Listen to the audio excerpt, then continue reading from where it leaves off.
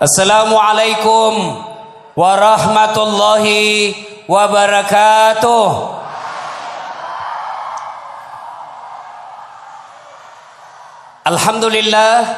Alhamdulillahi rabbil alamin.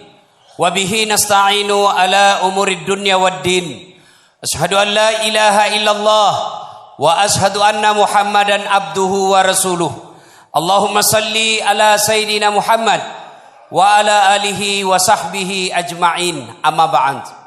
Faqad qala Allah subhanahu wa ta'ala fi kitabil karim wa huwa asdaqul qailin. A'udzu billahi minasy syaithanir rajim. Bismillahirrahmanirrahim. Ya ayyuhalladzina amanu taqullaha haqqa tuqatih wa la tamutunna illa wa antum muslimun. Wahai orang-orang yang beriman, bertakwalah kalian kepada Allah dengan sebenar-benarnya takwa, dan janganlah kalian mati kecuali dalam keadaan beragama Islam. Ayat ini Jumat dibacakan khatib. Tidak sah khutbah Jumat bila khatib tidak membaca ayat ini. Ini berarti ayat ini sangat penting sehingga harus diulang-ulang tiap pekan. Seolah-olah Allah ingin berkata kepada kita, "Hai hambaku, hati-hati kalian. Kamu lahir agama Islam, nikah syariat Islam, tapi belum tentu kau mati dalam keadaan Islam." Adakah orang Islam yang bisa mati dalam keadaan tidak beragama Islam? Banyak. Contoh aja ini ya, contoh jamar bos. Contoh, sabung ayam didapat sama polisi, kejar, jangan lari, masih lari. Kejar, jangan lari, masih lari. Polisinya tidak bisa kejar karena polisinya besar perutnya. Ada juga polisi saya lihat besar perutnya. Terpaksa kejar tidak bisa, tembak peringatan ke langit. Tembak satu kali masih lari. Tembak 2 kali masih lari. Tembak 3 kali ke langit masih lari. Terpaksa dilumpuhkan. Duh! Tembak kakinya, kepalanya dikena. Saya tanya temanku yang polisi, bagaimana caranya bos? Kakinya kok tembak, kenapa kepalanya dia kena? Dia bilang soalnya waktu ditembak dia jongkok. Nah kena kok cilaka. Ini polisi film India, bukan polisi Indonesia. Polisi Indonesia orang bagus-bagus bos. Jangan kau musuhi polisi. Woi anak muda, sekermania. Kalau hilang, woi. Kalau hilang motormu siapa kau cari? Pembakal. Siapa kita cari? Polisi. Ibu-ibu, rumah dirampok, anak dibunuh, suami dibunuh, ibu pergi ke polisi. Tolong Pak Polisi, cari pelakunya. Ini orangnya, ini ciri-cirinya. Tolong dia. Apa kata polisi? Mohon maaf ibu, baru saja polisi bubar. Makanya jangan musuhi polisi. Saya pergi ceramah, macet mobil, tidak bisa gerak, mau mundur tidak bisa, maju tidak bisa. Saya baca surah Yasin 2 kali, tidak goyang-goyang mobilku. Begitu datang polisi lalu lintas, selesai. Ya. Pun kalau ada polisi yang minta-minta uang di jalan, biar anak SMP diminta juga uangnya, itu polisi film India. Kenapa kau melanggar? Kau tidak lihat ini rambu-rambu? Saya lihat Pak Polisi. Kenapa kau langgar? Saya tidak lihat Bapak. Kenapa kau tidak lihat saya? Bapak sembunyi di tikungan. Ini polisi film India.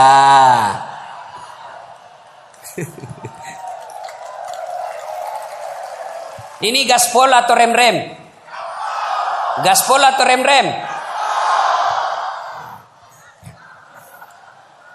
Termasuk nanti yang bisa mati dalam keadaan kafir, mereka yang jadi pegawai negeri nyogok.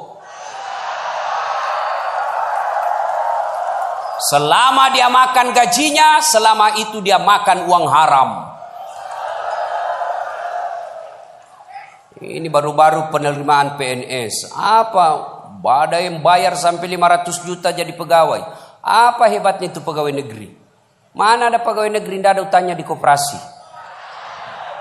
Katanya pegawai negeri itu tanggal 1 sampai tanggal 10 makannya apa? Sari laut. Tanggal 11 sampai 20 turun sedikit, sarimi. Tanggal 21 sampai tanggal 30 Saridon. Wa qala idzan bismillahirrahmanirrahim. Innallaha wa malaikatahu sallu alaihi. Masya Allah. Sesungguhnya Allah dan para malaikatnya bersalawat kepada Rasulullah Muhammad sallallahu alaihi wasallam. Maka wahai orang-orang yang beriman, bersalawatlah kalian kepada Rasulullah dengan sebaik-baik salawat. Suatu kali Nabi lagi duduk-duduk dengan malaikat Jibril. Tiba-tiba Nabi melihat ada malaikat 1 juta jari-jarinya. Adek-adek cowok, berapa jari-jarimu dek? Ih, cacat kok itu. Gak ada kakimu toh? 20 bos. Ini malaikat 1 juta jari-jarinya. Nabi kagum dan bertanya, wahai Jibril, malaikat apa itu? Banyak betul jari-jarinya. Jibril menjawab, itu malaikat yang Allah tugaskan mencatat air ketika hujan. Ada yang bisa catat hujan ibu? Ada? Biar Pak Mardani yang banyak uangnya tidak bisa juga dicatat itu. Kenapa? Laju dan banyak bersamaan jatuhnya. Lalu Nabi bertanya kepada malaikat ini, wahai malaikat, apa kau mampu mencatat air ketika hujan? Ya, ku catat yang jatuh di laut, ku catat yang jatuh di gunung, ku catat yang jatuh di darat. Semua aku catat, tak setetes pun yang tidak aku catat. Lalu malaikat ini berkata, ya Muhammad, ada satu yang tidak bisa aku catat. Kenapa? Lebih banyak jumlahnya dari air hujan. Apa gerangan? Ketika umatmu berkumpul di satu tempat, lalu mereka bersalawat bareng-bareng kepadamu, aku tidak bisa mencatat betapa banyak pahala yang Allah turunkan di tempat itu. Nah, maka ini luar biasa pahala yang kita dapat malam ini. Bersalawat lebih banyak pahalanya daripada jumlah air hujan. Maka saya mau dengar-dengar ini bubuhan Banjar. Mana lebih kencang suaranya ibu-ibu dengan bapak-bapak? Bisa? Bisa? Nah, yang merasa jenis kelamin laki-laki kau diam dulu bos. Nah, ibu-ibu dulu. Halo ibu, jangan kalah sama laki-laki bu. Ayo ikut sama saya bu, sholawat yuk. Salatullah ala toha, salatullah ala yasin. Masya Allah. Terima kasih ibu-ibu ya. Makasih. Ibu-ibu terutama yang janda, kalau ditelepon suaminya orang jangan suaramu mendayu-dayu seperti tadi. Ini tadi bukan kencang, ini namanya syahdu. Suara begini yang kasih nafsu kita laki-laki. Assalamualaikum ibu. Waalaikumsalam. Bagaimana suaminya orang tidak tergoda? Lagi di mana ibu? Di rumah aja pak. Coba dong yang keras. Assalamualaikum. Waalaikumsalam. Lagi di mana ibu? Di rumah. Lagi ngapain? Apa kau tanya-tanya? Oh, ndak diteleponnya lagi kau besok. Ini waalaikumsalam. Caleda. Wih, ada juga Bugis di sini. Wih, boleh tahan ini bubuhan Bugis. Saya ke Banjarmasin banyak orang Bugis. Saya pergi Kota Baru banyak orang Bugis. Saya pergi Pagatan, bahasa Bugis orang di sana. Begitu saya masuk penjara, banyak juga orang Bugis. Ibu-ibu diam, kita dengar ini adik-adik remaja nih. Ayo, cowok, keluarkan suaramu paling kencang. Yuk. Ya. Salatullah ala toha, salatullah ala yasin. Alhamdulillah, mantap. Hebat memang. Alhamdulillah, terima kasih. Diam-diam semua, diam-diam. Kita dengar ini yang di atas. Ini lagi yang di atas ini, kita dengar. Ayo. Kau diam-diam semua, diam. Kita dengar ini. Bib, diam Bib. Kita dengar ini bapak-bapak ini ya. Yang gaya-gaya di atas ini. Ayo. Jangan mempermalukan bos. Ayo. Bareng-bareng, yuk. Lobet. Ini mau poligami, weh. Madodo betrain na bos. Wa qala idzan bismillahirrahmanirrahim. Ya ayyuhalladzina amanu dukhulu fis silmi kaffatan Wala tattabi'u khutuwatis syaitan innahu lakum adu mubin. Wahai orang-orang yang beriman, masuklah engkau ke dalam Islam secara sempurna dan janganlah engkau ikuti langkah-langkah setan, karena sesungguhnya setan itu musuh yang nyata bagi kalian. Musuh kalian bukan polisi, musuh kalian bukan ulama, musuh kalian bukan pemerintah, musuh kalian adalah setan, yang mana setan itu musuh yang nyata bagi kalian. Ketika Bapak Ibu mendengarkan acara ini, undangan untuk datang acara ini, setan menggoda kita di rumah. Tidak usah kau datang, tidak usah kau datang, tidak usah nonton, lebih kau nonton sinetron. Alhamdulillah bisa datang di tempat ini, berarti Bapak telah mengalahkan setan yang ada di rumah. Tapi apakah setelah tiba di tempat ini setan menyerah? Tidak, dia godanya lagi kita.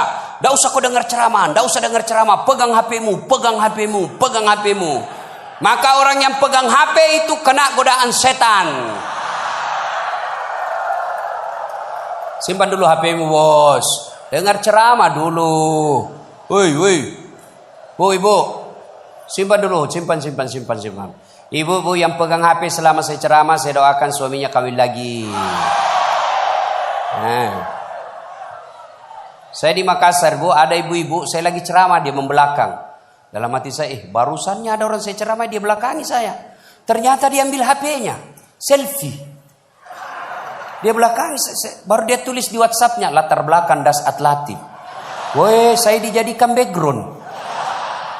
Selesai ceramah dia kejar lagi saya. Ini yang kasih repot kita, Bib, sekarang. Kejar, Ustaz, boleh selfie. Terpaksalah dilayani. Kalau enggak, dia bilang kita sombong sampai mati. Sudah selfie, dia bilang ulang Ustaz, kabur. Ulang lagi Ustaz, kabur Ustaz. Bukan HP kabur, mukamu yang kabur. Simpan dulu HP, simpan. Saya kalau lagi ceramah, saya tidak mau kalau ada yang siaran langsung. Saya ini dokter, salah satu dokter saya media sosial. Saya belajar ke luar negeri soal itu. Dan ternyata setelah saya pelajari, di Indonesia ini ada orang yang mencoba membuli ulama dengan cara apa? Menggunting-gunting ceramahnya Ustaz. Contoh paling terakhir, Ustaz Abdul Somad. Ustaz, bagaimana hukumnya main domi?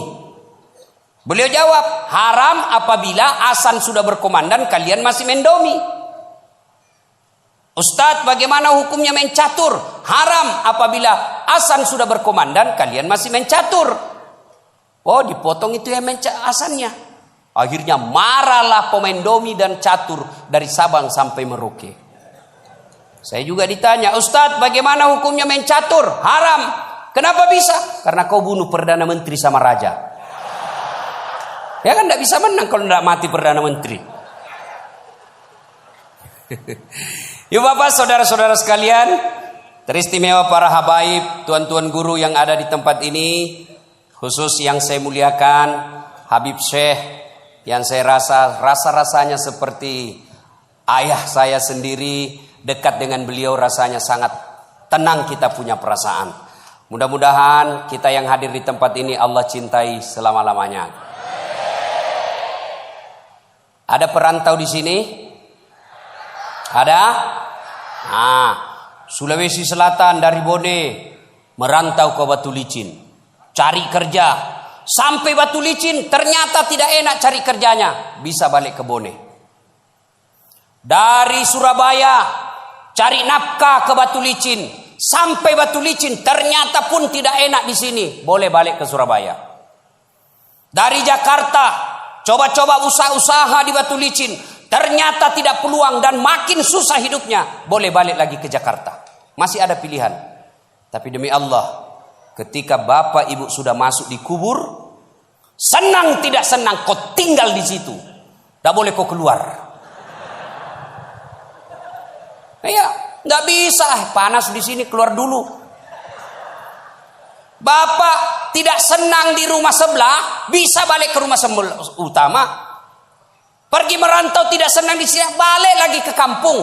Tapi demi Allah, ketika sudah balik ke kubur, tidak ada alasan lagi untuk keluar. Almarhum Haji Mamin telah berada di alam kubur. Dan Rasulullah SAW menginformasikan, ketika kita sudah masuk kubur, ada beberapa jenis orang yang menyesal dan tidak bisa lagi berbuat apa-apa setelah dia masuk di kubur. Siapa mereka yang menyesal setelah ada di kubur? Satu, mereka yang enggan bersedekah. Dalam Quran dijelaskan, ketika kita sudah wafat, lalu kita buka mata kita, lalu bertanya kepada malaikat, wahai malaikat, hari apa ini malaikat? Malaikat berkata kalau bahasa kita, mati mako. Wahai malaikat, ya Allah, kembalikan saya ke dunia, kembalikan saya ke Batu Licin, kembalikan saya ke Bagatan, sekejap saja, ya 5 menit lah. Untuk apa? Untuk sholat? Bukan. Untuk puasa? Bukan. Untuk haji? Bukan. Untuk apa? Untuk bersedekah. Semua hartaku saya sedekahkan jalan agama Allah. Bapak puasa dinikmati ketika puasa, haji dinikmati ketika haji, sholat dinikmati ketika kita masih hidup. Tapi sedekah, meskipun kita sudah di alam kubur, kita masih menikmatinya. Itulah yang disebut amal jariah. Bu, hui, ibu kalau meninggal siapa yang doakan? Suami. Kawin lagi. Ada kawan saya di Makassar meninggal istrinya, masya Allah bengkak matanya. Dia bilang, Ustadz, rasa-rasanya saya tidak bisa lagi melanjutkan hidup saya. Hebat juga ini kawan saya, sampai bengkak-bengkak matanya menangis. Beberapa bulan kemudian saya pergi jogging di lapangan Karebosi. Dia adalah perempuan yang menyertainya, putih, bersih, panjang rambutnya, masih muda. Saya tanya, Haji, siapa itu? Dia bilang, yang baru Ustaz. Bapak-bapak nih, kalau bapak meninggal, siapa yang bisa menolong kita? Paling anak dan harta yang telah kita belanjakan. Maka demi Allah, sebelum kita terlambat, mari bersedekah. Kenapa mau bersedekah Ustaz? Kita miskin. Kenapa kita miskin? Karena kita selalu berpikir miskin. Coba berpikir kaya. Kaya itu gimana? Sedekah. Ibu-ibu jangan pernah lewatkan 1 hari pun tanpa sedekah. Allah tidak melihat 1 jutanya. Tentu ketika Haji Pak Mardani bersedekah, beda dengan kita. Kalau Pak Mardani mungkin 5 juta sedikit buat beliau. Tapi kita yang miskin 50.000 sudah sangat banyak, itu yang dinilai Allah. Dan sedekah itu tolak bala memperpanjang umur. Ibu-ibu, ada yang suaminya mulai lain-lain sifatnya? Ciri-ciri laki-laki yang sudah mulai itu, kalau dia pakai HP, dia pakai WhatsApp password, atau dia terima telepon dalam kamar mandi. Itu sudah mencurigakan itu. Ya, kita juga kadang-kala laki-laki terjajah sama istri karena HP semua mau diperiksa. Saya bilang sama istri saya, jangan kau suka periksa HP saya. Kalau kau periksa, bisa-bisa kita jadi pembohong. Kan? Ada ibu-ibu tanya saya di Makassar, Ustadz, bagaimana supaya suami sehat jantungnya? Saya bilang gampang. Jangan kau periksa HP-nya. Semakin sering kau periksa HP-nya, makin cepat dia mati. Terpaksalah kita bohong. Ini di Sulawesi, ada kawan saya dulu waktu SD, cinta-cinta monyet lah. Selalu setelah dia lihat saya video-video saya viral, dia selalu menelpon. Saya mau blokir. Nanti dia bilang saya sombong. Saya mau terima, terancam mama nyecek. Ya, terpaksa di situ saya tulis namanya penjual batu bata. Bunyi telepon dibaca mama nyecek. Ustaz, ada telepon. Siapa sayang? Penjual batu bata. Mama, jangan kuangkat ya, kuangkat. Tagihan. Dia enggak mau kalau tagihan karena uang belanjanya saya ambil. Selamat saya, Bu. Alhamdulillah. Beberapa hari kemudian saya pulang ceramah. Karena capek saya bikin teh. Saya ambil gula. Begitu saya minum, kenapa asin? Saya periksa toples. Tulisannya gula, isinya garam. Saya pergi periksa. Sayang, gimana ceritanya ini kok tulis gula isinya garam? Apa dia bilang? HP tak juga Ustaz, lain kita tulis lain isinya.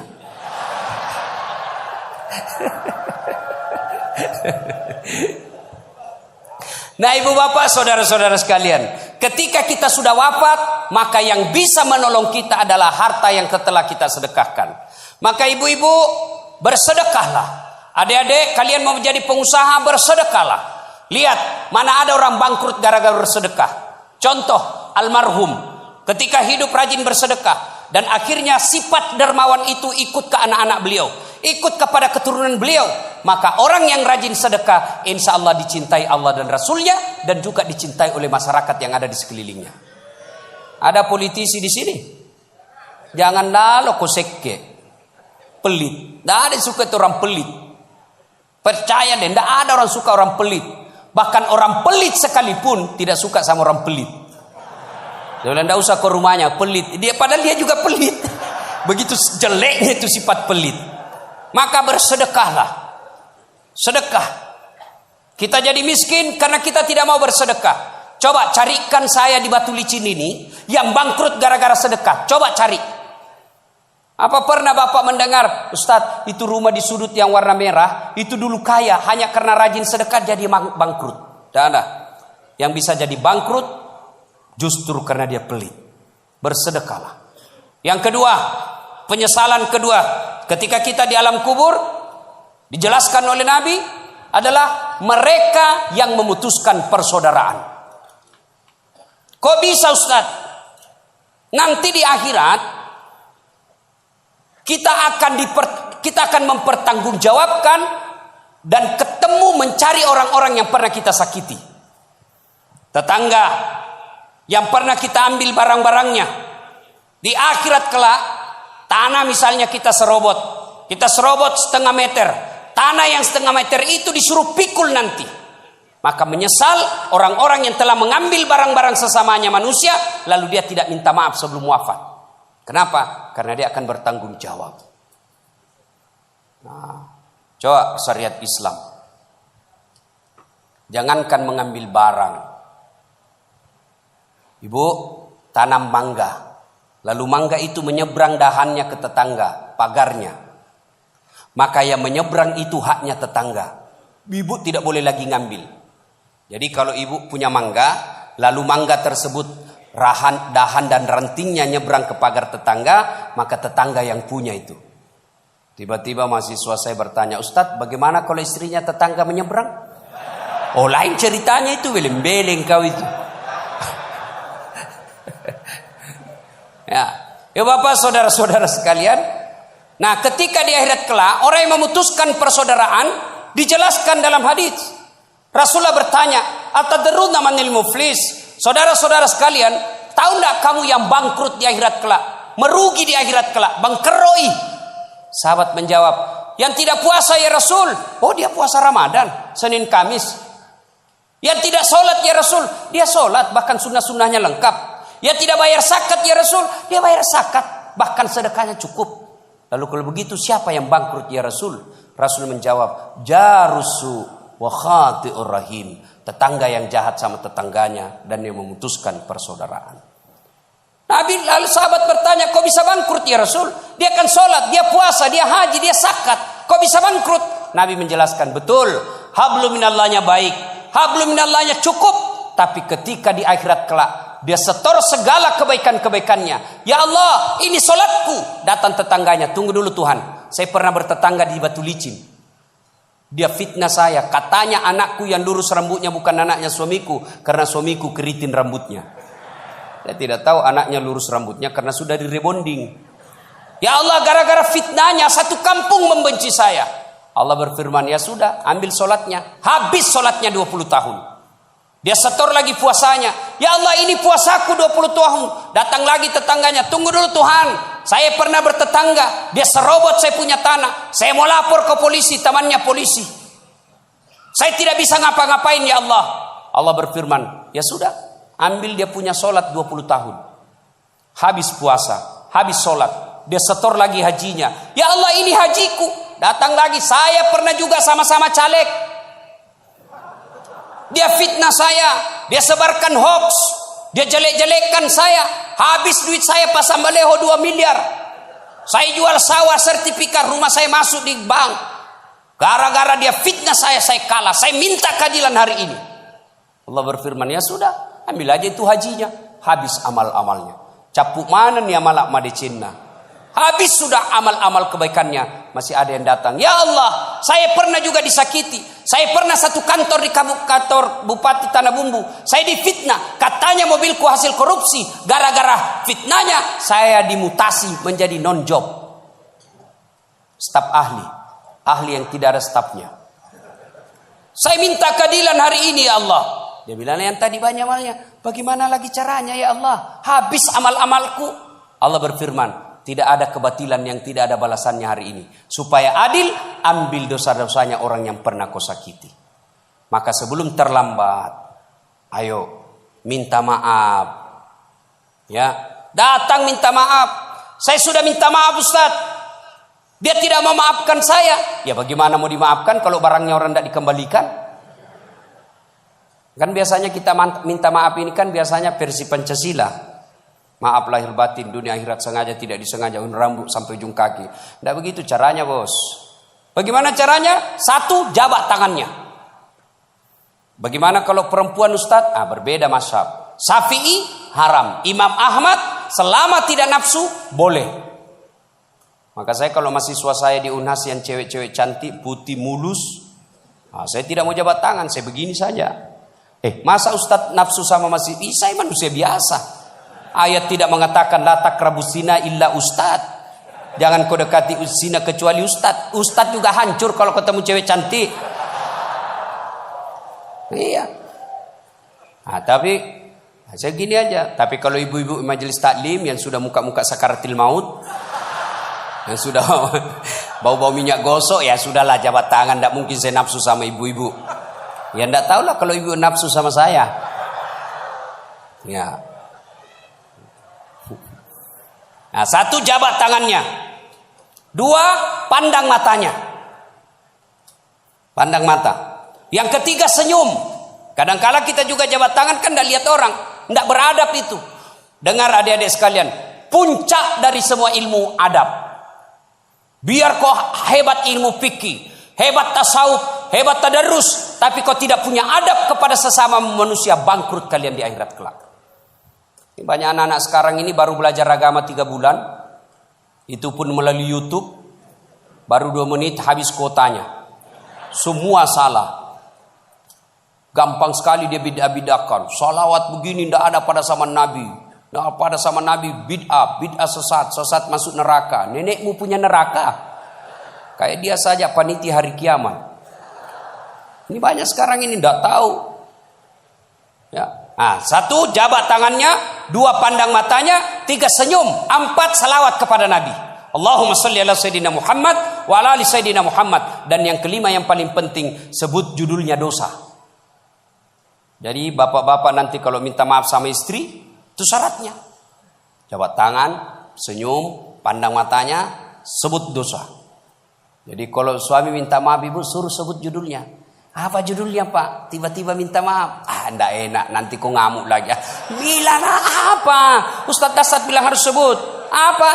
Mohon maaf Ibu. Dulu waktu saya tugas di Banjarmasin, saya hilaf. Ada perempuan mirip betul sama Pian.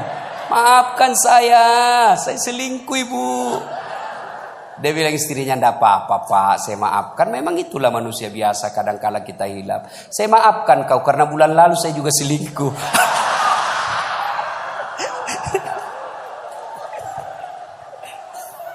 Ibu-ibu, ini sebenarnya bapak-bapak banyak selingkuh gara-gara ibu-ibu juga. Bagaimana suamimu tidak selingkuh kalau kau marah-marah aja terus di rumah? Dia kira enak jadi suami nih ibu-ibu ini. Kira enak. Di kantor kita dimarah-marahi sama pimpinan. Di jalan macet, kadang-kala kehujanan. Ya, di warung kopi masuk WhatsApp tagihan. Sampai di rumah dimaki-maki lagi kita sama istri. Bagaimana kita tidak cepat sakaratil maut? Ini perempuan sekarang seperti cuaca. Susah ditebak perasaannya.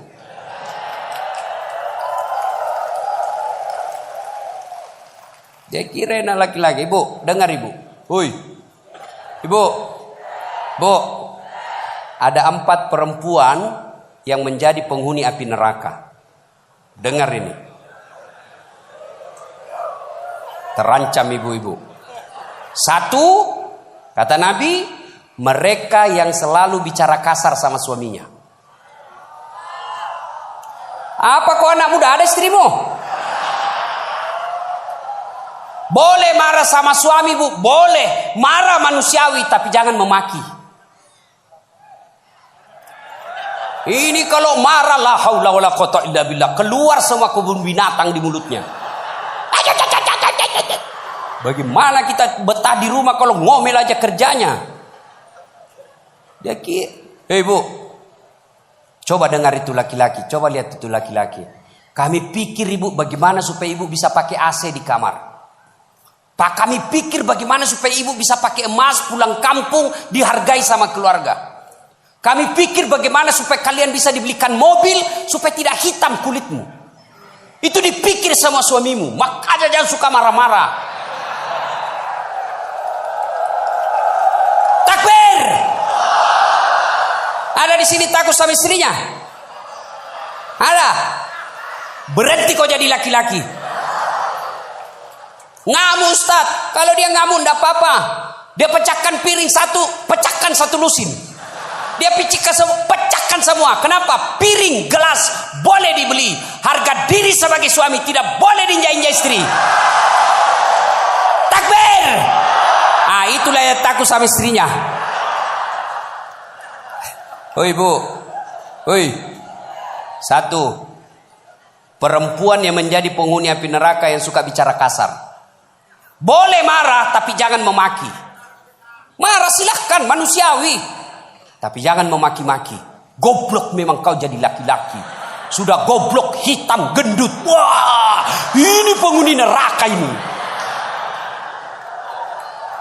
Enak juga kalau kita pulang kampung, pulang rumah, capek kita tadi jual ikan. Sampai di rumah disambut sama suami dengan senyuman. Bila kamu di sisiku, hati rasa syahdu. Tenang perasaan. Nah sudah bilang, bu kalau ada duit saya belikan kau emas. Masuk lagi kamar suami, berantakan kamarnya, marah-marah, peluk suami kita sambil menyanyi. Insaflah wahai manusia, bila dirimu bernoda. Itu kan lagu-lagu ibu-ibu dulu, lagu-lagu nasihat, iya toh. Mungkin Tuhan mulai bosan melihat tingkah kita yang selalu salah dan bangga dengan dosa-dosa, atau alam mulai enggan bersahabat dengan kita. Coba kita bertanya pada rumput. Itu. Jadi kalau suaminya susah rezekinya, singgung dengan itu lagu. Mungkin kau banyak dosa. Itu lagunya ibu-ibu dulu. Sekarang lagunya ibu-ibu apa? Yo ayo, yo ayo, yo ay, beleng-beleng. Senamlah dia di depan kantor bupati. Ibu-ibu di depan, bajunya sempit, roknya sempit. Bapak-bapak di belakang. Ibu-ibu di depan lah jadi pelatih. 1, 2, bapak-bapak di belakang. 3. Mana enggak beleng-beleng semua ini?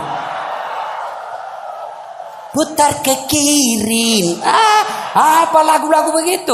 Coba kalau salawat kayak tadi, nyaman perasaan. Ya. Hoi. Ibu.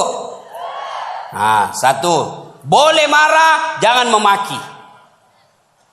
2, perempuan menjadi penghuni api neraka. Mereka yang membebani suaminya melebihi kemampuan suami. Suaminya gajinya cuma 4 juta, tapi gaya hidupnya 7 juta. Kayaknya banyak penderita di sini ya. Hei, ibu-ibu, kenapa kita miskin? Karena kehidupan, gaya hidup kita melebihi rezeki. Allah kasih rezeki 5 juta 1 bulan, tapi gaya hidupnya 8 juta. Akhirnya apa? Ngambil kredit. Tidak bisa tenang. Coba kalau gaji kita 5 juta, gaya hidup kita 3 juta, insya Allah tenang perasaan. Kita miskin karena melebihi kemampuan kita. Maka suami kalau rezekinya 3 juta, jangan kau bebani. Ini kan tidak dibebani suaminya. Datanglah itu tukang kredit mobil. Bu, kalau ada mobil ibu tenang ibu. Ibu sudah tidak kehujanan. Pulang kampung nanti ibu enak lagi. Satu keluarga. Nggak perlu lagi naik PT-PT. Enak kan? Ini namanya penjual mobil. Semua enak dia cerita. Dia tidak cerita bagaimana kalau kempes bannya. Bagaimana kalau mogok mobilnya. Nggak dia cerita itu. Akhirnya apa? Ngusullah kepada suaminya. Bang, masukin aja deh sertifikat rumah supaya kita bisa mobil. Akhirnya apa? Bulan pertama masih bisa dibayar cicilannya. Bulan kedua tidak bisa. Bulan ketiga, empat tidak bisa. Akhirnya apa? Diambil mobilnya. Sudah diambil mobilnya, diambil pula sertifikat rumahnya digadai. Mengamuklah gara-gara kau yang tidak bersyukur ini. Maka jangan melebihi kemampuan suami. Ibu-ibu punya siku? Punya? Woi, punya siku? Coba gigit sikunya, Bu. Coba.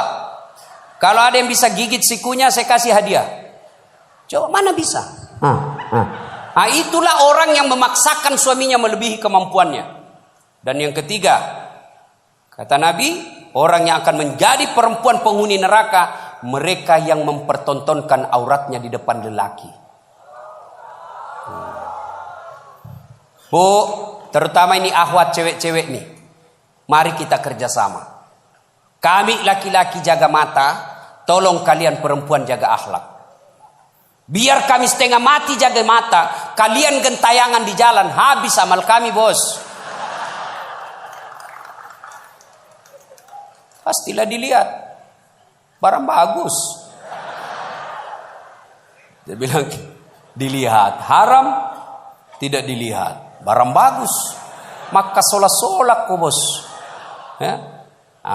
Yang keempat, orang yang akan menjadi perempuan penghuni api neraka, mereka yang tidak mendirikan sholat. Inilah perempuan memang paling banyak tidak mendirikan sholat. Kapan? Selesai haid. Haid 5 hari tambah bonus 2. Dia bilang suaminya, kenapa belum sholat sayang? Biasanya cuma 5 hari. Orang belum bersih, masih ada sedikit-sedikit. Dia bilang suaminya, bohong, apa bohong? Saya kasih lihat kau. Apa mau dikasih lihat? Ketawa baru kau yang begitu. Kapan lagi perempuan banyak tidak sholat? Kalau ada pengantin, mukanya dikira tembok, coklat, biru, krim, abu-abu, jilbabnya 3 lapis, kuning, coklat, jilbab sakaratil maut. Ibu bapak, saudara-saudara sekalian ya. Jadi orang yang menyesal di akhirat kelak, mereka yang memutuskan persaudaraan. Maka sebentar ini kalau ada tetangga kita pernah kita sakiti, minta maaf lalu kembalikan barangnya orang. Pegawai-pegawai negeri yang pernah ngambil mesin komputer di kantor, kasih kembali, bos. Ya. Dan itu kalau tidak dikembalikan, ketika kita di padang mahsyar, dipanggil kita satu-satu. Bayangkan, dari Adam sampai kiamat, kumpul berapa triliun manusia, dipanggillah kita satu-satu. Siapa dulu yang dipanggil? Nenek kita yang duluan mati? Tidak. Kakek kita yang duluan wafat? Tidak. Leluhur kita yang duluan wafat? Tidak. Lalu siapa dulu yang dipanggil? Nama-nama Islam dulu. Abdurrahman, Abdul Jabbar, Siti Fatimah, Aisyah, Mutmainnah, Das'at Latif. Itu dulu dipanggil. Cuncung. Di belakang kok, bos. Dipanggil juga tapi mondri kok, bos. Maka jangan berkata apa arti sebuah nama. Nama itu penting. Begitu pentingnya sebuah nama sehingga Nabi jelaskan ada 3 kewajiban orang tua kepada anaknya. 1 diantaranya memberi nama yang baik. Kenapa? Karena di akhirat digunakan ini nama. Nama-nama Islam dulu. Tony, Joni, Rudy, Ningsi, Nining. Dipanggil juga tapi di belakang, bos. Habib Syekh, di depan. Das'at Latif, nomor 2. Bayangkan. Dipanggillah kita. Nah, orang bilang apa arti sebuah nama? Coba bayangkan kalau tidak ada semua nama di sini. Yang paling repot caleg. Pilih saya siapa? Anu siapa? Anu. Coba kalau ada, coba sebut nama. Orang sebut nama minimal 2 saya bisa tahu. 1 suku, 2 agamanya. Nama. Margono. Nah, biasanya Jawa. Gitu. Nama Ambok Dalle. Nggak mungkin Cina. Masa Ambok Dalle Cina? Nah, pasti Bugis. Ya kan? Nah, nama. Yang kedua, nama adalah doa. Ketika nama anak kita Mutmainnah, orang yang memanggilnya, wahai Mutmainnah, wahai kau jiwa yang tenang, berarti orang mendoakannya. Dan di akhirat dipakai kelak. Ustaz, bagaimana saya Ustaz? Sudah terlanjur namaku Ronaldo.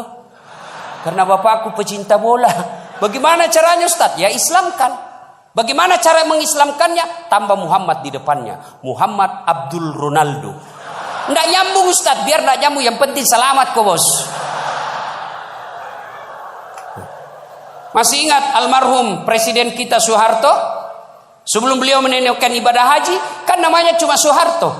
Setelah menunaikan ibadah haji, Raja Fat waktu itu sadar, wah menderita ini Pak Harto nanti. Kalau tidak diislamkan, maka diislamkanlah namanya, ditambah di depannya Muhammad Soeharto. Ibu Tin juga ditambah di depannya Siti. Maka ibu-ibu yang sudah terlanjur namanya Islamkan. Harus rubah KTP? Tidak. Yang penting misal ulang tahun. Saudara-saudara sekalian, hari ini nama saya Islamkan. Yang tadinya Desi Ratnasari, saya menambah di depannya Siti Desi Ratnasari. Yang ketawa serius orang ini. Nah, nama penting. Dan pada saat itu, ketika kita dipanggil satu-satu, wajah-wajah kita di padang mahsyar tidak lagi seperti ini. Ada yang mukanya seperti ular. Kata Nabi, siapa yang muka ular? Mereka yang suka menjilat-jilat. Ini di kantor bupati banyak begini.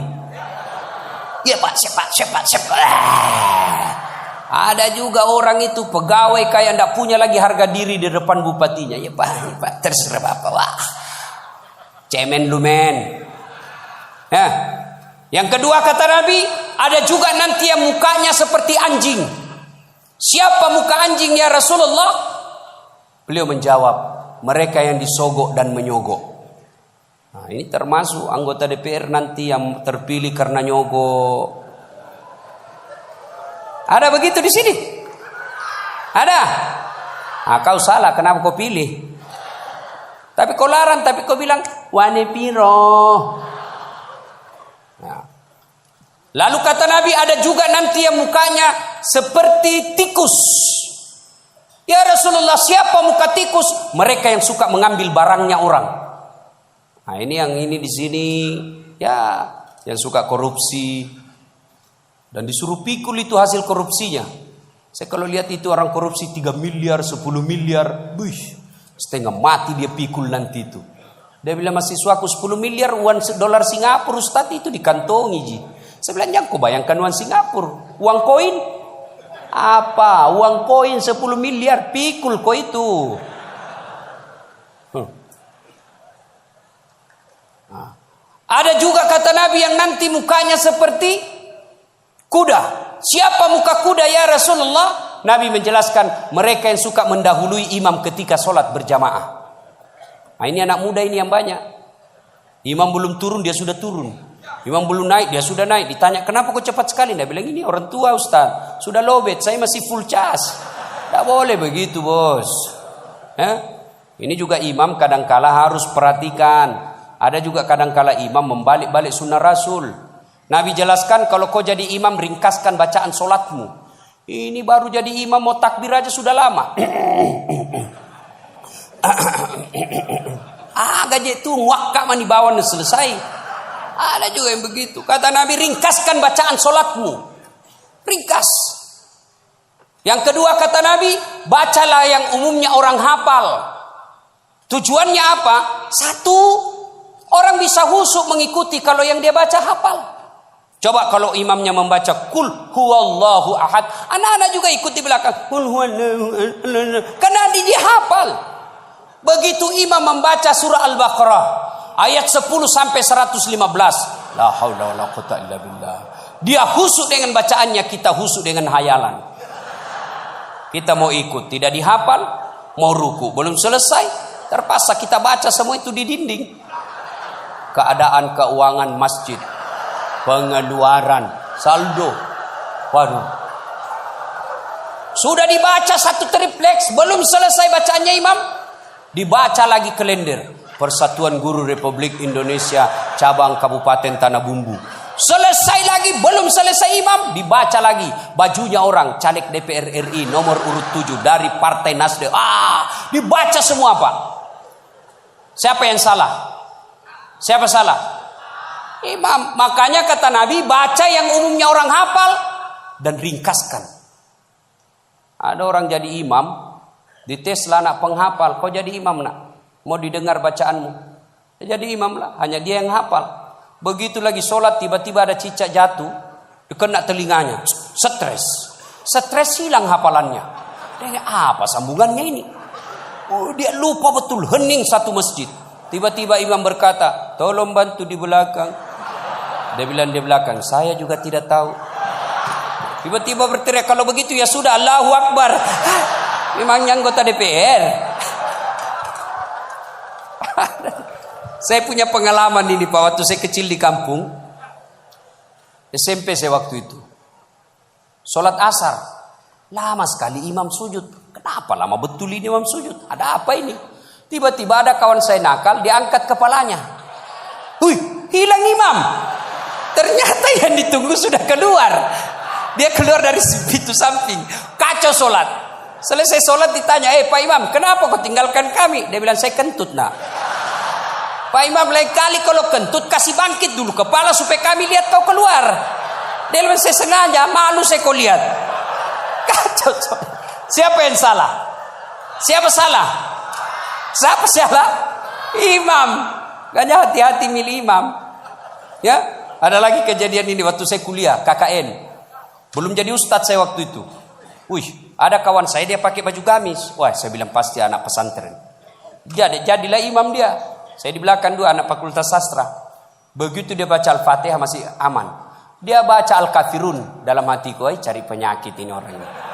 Benar, dia baca enggak mau sampai.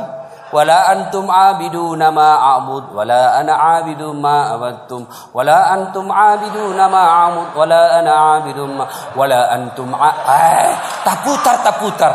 Temanku jengkel ini ada sastra, dia bilang, kenapa itu tak putar-putar? Lah sudah ini juga saya pikir. Kacau sholat. Makanya kalau imam salah, kacau jamaah kita. Makanya hati-hati milih imam. Kata Nabi, milih imam itu tidak boleh sembarang. Jamaah makmum boleh, mulai dari orang waras sampai orang gila boleh jadi makmum. Mulai dari orang belum balik sampai dewasa boleh jadi makmum. Tapi imam tidak boleh. Kenapa? Salah imam, salah kalian. Jamaah. 2020 Tanah Bumbu akan milih imam. Bupati. Salah milih imam, salah kalian, menderita kalian di kabupaten ini. Maka hati-hati milih imam. Pun kita jadi makmum juga tidak boleh sembarang. Harus ada etikanya. Jadi makmum kata Nabi, kalau kau ke masjid sikat gigi dulu, terutama kalau subuh. Bayangkan kalau kita tidak sholat, tidak sikat gigi, tidur semalaman, orang di samping kita balik kanan, kita balik kiri menguap. Sampai meninggal dia ingatnya itu, busuk mulutnya itu. Sunnah sikat gigi. Apalagi kalau kau jadi makmum, jangan kau merasa kaulah yang paling soleh dalam masjid itu. Ada juga orang takbir itu kayak mau dia gigit, kita punya telinga.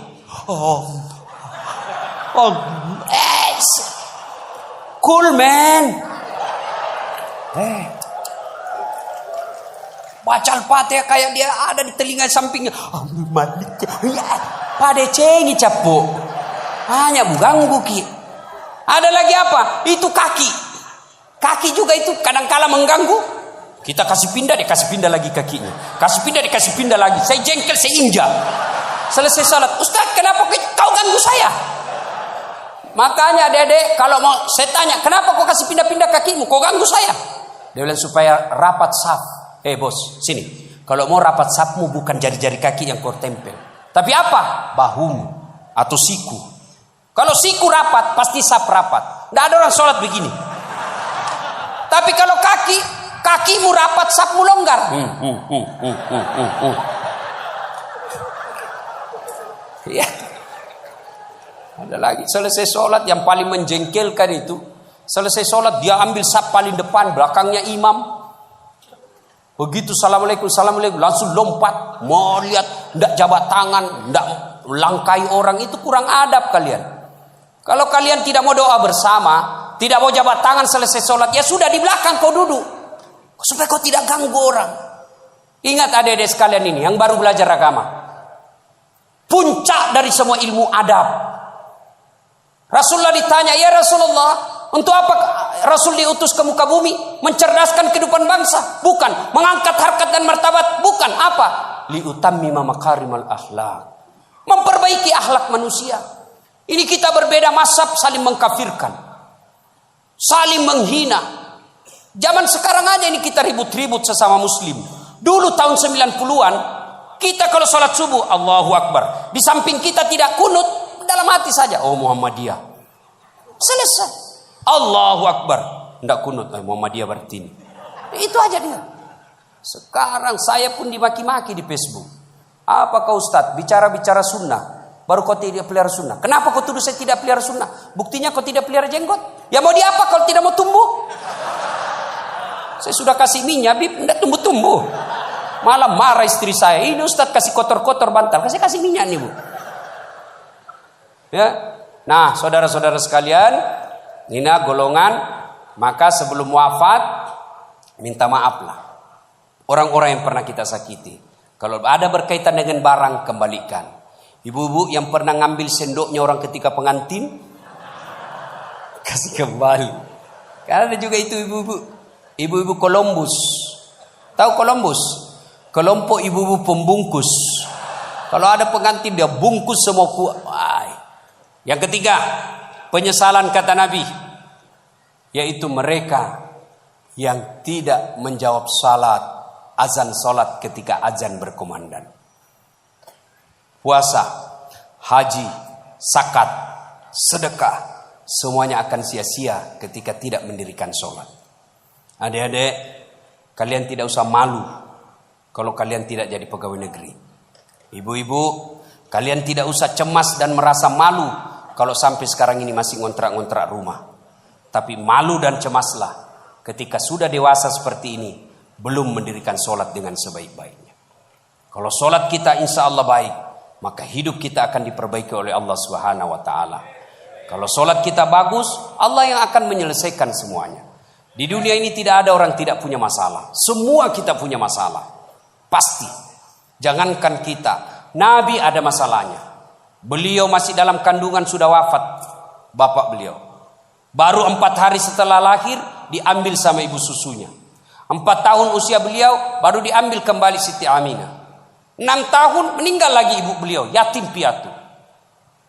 8 tahun meninggal lagi kakek beliau, diambil oleh pamannya. 12 tahun sudah ikut perang. Makin ke sana makin banyak tantangan. Diusir dari kampung halamannya. Dan siapa yang mengusirnya? Bukan orang lain. Siapa? Pamannya sendiri. Maka Nabi saja punya masalah, apalagi kita. Adik-adik, ini ibu-ibu kalau ada masalah, maka perbaiki sholat. Insya Allah, Allah yang akan selesaikan masalah-masalah kita. Tidak ada orang tidak ada masalahnya. Maka kalau mau selesai masalah, man yattaqillaha yaj'allahu makhraja. Allah yang akan menyelesaikan masalah-masalah kita. Bukan berarti tidak ada masalah. Ada masalah tapi Allah yang selesaikan. Nah, ada masalah, perbaiki saja sholat.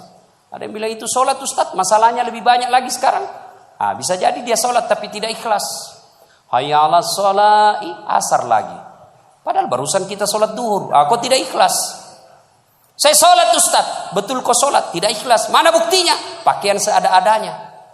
Malah di ibu-ibu yang tanya, Ustaz, bolehkah orang sholat itu tidak pakai BH? Kenapa bisa ibu? Panas sih Ustaz, tidak ada AC, tidak ada kipas angin. Kita baru pulang pasar. Boleh, tapi apa itu beradab? Ibu-ibu pergi ketemu gubernur tapi tidak pakai BH, boleh kan? Tidak Pak Gubernur. Mohon maaf ini Pak Gubernur. Coba. Ayo.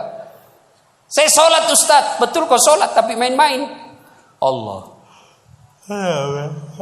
Maka tidak boleh ayah kenistan. Ini serang. Datang siapa ngajar sholat begitu bos? Ada juga orang sholat kayak ditiup angin. Ada lebih parah Allah. Siapa ajar kau sholat mak keju-keju? Jadi jangan heran ketika sudah 20 tahun sholat, kok masalah kita tidak bisa lepas. Salah satu sebabnya kita sholat seada-adanya. Bapak saudara-saudara sekalian, tepat tanggal 12 Rabiul Awal, tahun ke-11 Hijriah, Rasulullah Sallallahu Alaihi Wasallam demam. Lalu Allah perintahkan kepada malaikat Jibril, Jibril, kau turun, panggil 3 malaikat, 2 malaikat, Israil, Israfil, Mikail, kau turun 4 malaikat. Sampaikan kepada Muhammad, Allah perintahkan saya menjemputmu dengan catatan tanya dulu. Kalau dia sudah mau cabut nyawanya, kalau belum tunda sampai mau. Turun malaikat. Langit pertama, langit ke-7 masih berempat. Jibril, Mikail, Israil, Israfil. Langit ke-6 sampai ke-2 masih berempat. Di langit pertama Jibril berkata, malaikat pencabut nyawa, saya tidak bertugas. Kau saja yang turun jemput Nabi Muhammad. Tapi kata malaikat pencabut nyawa, tapi selama ini kamu yang ketemu, kamu kan chesnya, kamu sahabatnya. Kau turunlah. Saya tunggu kau saja di sini. Turun malaikat pencabut nyawa. Depan rumah Nabi ketuk pintu. Assalamualaikum warahmatullahi wabarakatuh ya Rasulullah. Nabi menjawab, Waalaikumsalam warahmatullahi wabarakatuh. Fatimah buka pintu. Bah, tidak ada orang. Kata Nabi, sudah ada di samping saya. Kata malaikat pencabut nyawa, ya Muhammad, hari ini saya diperintah untuk mencabut nyawamu apabila kau mau. Menurutmu bagaimana? Kira-kira kalau Pak Cuncun ditanya ini apa jawabannya, bos? Saya diperintah cabut nyawa. Tunggu dulu, orang belum jadi bupati. Pasti. Ustaz, Dasat, saya diperintah cabut nyawamu. Menurutmu bagaimana? Tunggu dulu, istri baru 1. Itu pasti mau sekali poligami tapi takut sama istrinya. Apa jawaban Nabi? Wahai malaikat, seluruh nabi dan rasul senior saya, setelah mereka melaksanakan tugasnya, mereka menghadap kepada Allah. Saya pun siap hari ini. Cuma ini ada yang lain. Mana Jibril? Jibril ada di atas. Kau panggil dulu deh. Ada yang saya mau tanyakan. Naik malaikat pencabut nyawa. Jibril, kau dicari sama CSU. Saya bilang memang kau ikut. Kau banyak cerita. Sudahlah, kau turun sini. Turun malaikat Jibril. Ya Jibril, kalau hari ini saya harus menghadap kepada Allah, tolong berikan saya kabar gembira. Ya Muhammad, seluruh nabi dan rasul haram masuk surga sebelum engkau lebih dulu di dalamnya. Alhamdulillah. Ya Muhammad, seluruh malaikat yang pernah Allah ciptakan, sekarang mereka antri menunggu rohmu. Alhamdulillah. Apalagi Jibril, ya Muhammad, kalau ada dosa dan kesalahan yang pernah kau lakukan, Allah telah mengampuni dosa-dosamu. Alhamdulillah. Tapi Nabi berkata, Jibril, itu kan saya tidak cemas soal diriku. Yang aku cemaskan siapa? Tolong kasih saya berita gembira soal umatku. Kita yang dicemaskan Nabi. Tolong berikan saya berita gembira. Naiklah Jibril bertanya kepada Allah, turun membawa berita. Ya Muhammad, saya dapat berita gembira dari Allah. Apa? Meskipun engkau sudah tidak berada di tengah-tengah mereka, meskipun engkau sudah tidak berada di tengah-tengah umatmu, selama umatmu berpegang kepada Quran dan Sunnah, insya Allah umatmu selamat. Nabi berkata, kalau begitu laksanakan tugasmu malaikat pencabut nyawa. Jibril mundur. Mulailah dieksekusi Nabi. Dicabut rohnya. Meninggalkan telapak kaki. Naik ke betis. Naik ke paha. Menggigil Rasulullah. Keluar biji-biji keringat di pelipis beliau. Di daki beliau keluar keringat. Lalu Jibril membalik ke belakang. Dilihat oleh Nabi. Ya Jibril, kenapa kau palingkan pandanganmu? Apa kau jijik melihat saya sekarang ini? Jibril menjawab, demi Allah dan Rasulnya, saya tidak jijik melihatmu ya Muhammad. Cuma saya tidak tega melihat engkau menghadapi sakaratul maut. Lalu Nabi menjelaskan, ya Jibril, andai saja Allah tidak sayang dan cinta kepadaku, maka aku akan rasakan betapa sakitnya sakaratul maut ini. Sampai naik ke atas, sampai ke tenggorokan beliau, sampai ke bibir beliau. Beliau mewasiatkan 3 perkara. Kata Nabi yang pertama, perempuan kalian, jaga perempuan di antara kalian. Yang kedua, salatmu, jaga salat kalian. Dan yang ketiga Nabi ucapkan, ummati, ummati, ummati, umatku, umatku, umatku. Nabi tidak mencemaskan anak cucu beliau. Nabi tidak mengucapkan Fatimah anakku. Siapa yang diucapkan Nabi? Ummati, ummati. Begitu cintanya Nabi kepada kita. Nah sekarang bagaimana cinta kita kepada Nabi? Salah satu cinta kita kepada Nabi dengan hadir di majelis salawat seperti ini. Hadir di tempat ini wujud kecintaan kita kepada Rasulullah. Pada zaman Nabi tidak ada salawat rame-rame seperti ini. Kenapa? Karena beliau ada di tengah-tengah kita. Di tengah-tengah umat pada saat itu. Nabi pernah bertanya kepada sahabat, saudara-saudara sekalian, Anda tahu siapa yang paling menakjubkan imannya? Menakjubkan itu mengagumkan. Kata sahabat, para malaikat ya Rasul. Nabi katakan tidak. Bagaimana mereka tidak menakjubkan imannya? Mereka ketemu Allah. Kalau begitu, para nabi dan rasulnya ya Rasulullah. Nabi katakan tidak. Bagaimana kami tidak beriman? Kami menerima wahyu, ketemu dengan malaikat. Kalau begitu ya Rasulullah, kami inilah para sahabatmu. Nabi katakan tidak. Bagaimana kalian tidak beriman? Kalian ketemu dengan saya, kalian melihat mukjizat, wajar kalian beriman.